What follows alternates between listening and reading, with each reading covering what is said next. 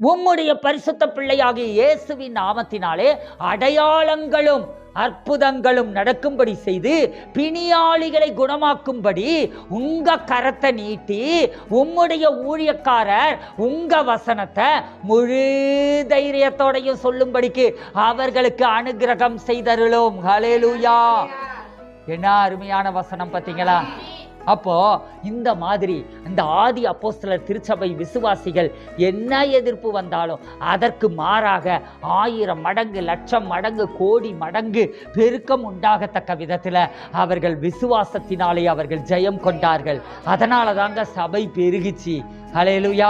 உங்க குடும்பம் பெருகணுமா, உங்க சபை பெருகணுமா, நம்ம பட்டணங்கள் ஆசீர்வதிக்கப்படணுமா, இந்திய தேசம் ஆசீர்வதிக்கப்படணுமா, தேசத்தின் இருக்கிற அவலங்களுக்கு என்ன செய்யணுங்க? நாம் இப்படி வசனத்தை பயன்படுத்தி நாம் ஜெபிக்க ஆரம்பிக்க வேண்டும். ஹல்லேலூயா.